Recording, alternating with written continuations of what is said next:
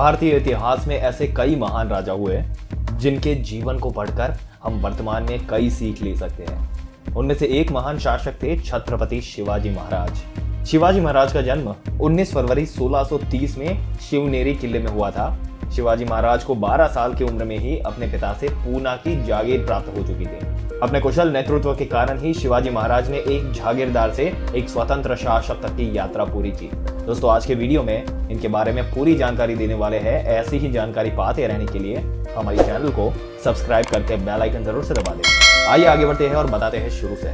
दोस्तों, एक बार शिवाजी महाराज युद्ध के दौरान बुरी तरह से थक गए। आसपास कुछ ना देख वो एक वनवासी बुढ़िया के घर में जा घुसे। बहुत भूख लगी थी, अतः उन्होंने कुछ खाने के लिए मांगा।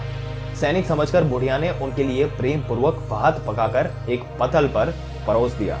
शिवाजी को भूख बहुत जोर से लगी थी, इसलिए उन्होंने जल्दबाजी में भात के बीच में हाथ दे मारा और अपनी उंगलियां जला बैठे। ये देखकर बुढ़िया बोली, सैनिक, दिखने में तो तुम समझदार दिखाई देते हैं, फिर भी मूर्ख शिवाजी की तरह गलती कर रहा है।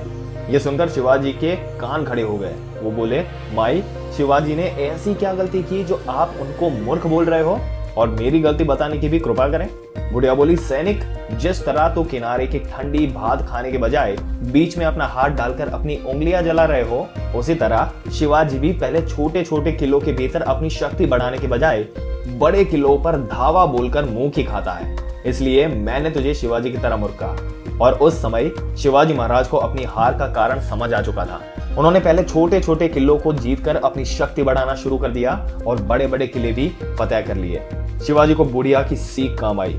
उन दिनों शिवाजी एक एक करके सभी किलों पर अपनी विजयश्री का झंडा फहरा रहे थे। इसी दौरान एक बार शिवाजी का एक सेनापति मुगलों पर विजय प्राप्त करके लौटा।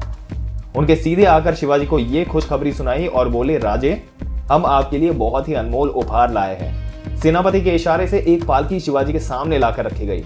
पालकी को हटाया गया तो उसमें सौंदर्य की अनुपत मूर्ति मुगल बादशाह के बेगम विराजमान थी। ये देख शिवाजी को पूरी बात समझने में देर नहीं लगी। वो तुरंत उस देवी के पास गए और बोले, माँ, मैं आपके दर्शन करके धन्य हो गया। आप सौंदर्य की मूर्तिमान प्रतिमा है। अगर मेरी माँ आपकी तरह सुंदर होती तो ये शिवा इतना काला नहीं होता।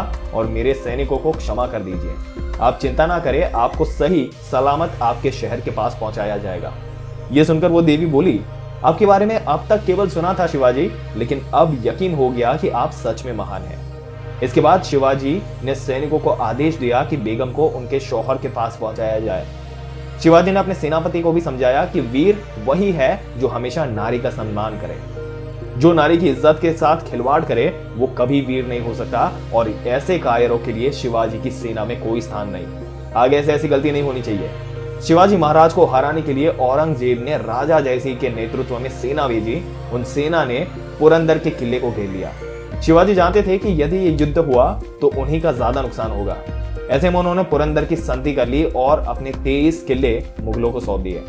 बाद में धीरे धीरे वो किले उन्होंने पुनः जीत लिए। जिस प्रकार शिवाजी ने अपने फायदे और नुकसान का अनुमान लगाकर फैसला लिया, उसी प्रकार हर एक लीडर को कोई भी कदम उठाने से पहले फायदे और नुकसान का अनुमान लगाकर ही फैसला लेना चाहिए। शिवाजी महाराज के जीवन की कई ऐसी घटनाएं हैं जिनमें उन्होंने धैर्य के साथ कई बड़े युद्ध जीते।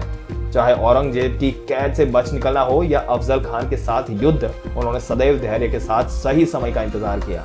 आज कई लोग स्टार्टअप शुरू करते ही उससे मुनाफा कमाने की सोचते हैं और मन मुताबिक परिणाम ना मिलने पर निराश हो जाते हैं। किसी भी कार्य का परिणाम तुरंत नहीं मिलता, इसके लिए हमें धैर्य के साथ निरंतर कार्य करते रहना पड़ता है।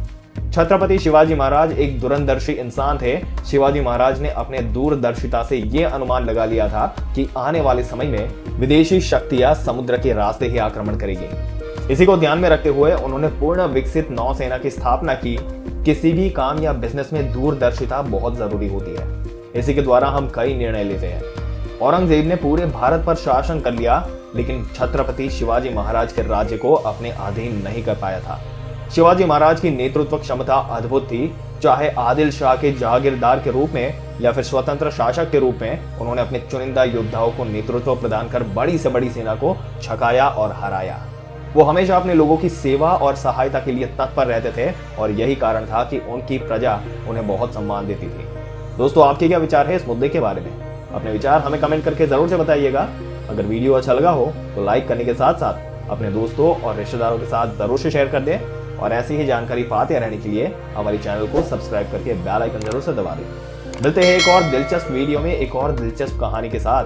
तब तक के लिए इस वीडियो में अंत तक बने रहने के लिए आपका दिल से धन्यवाद।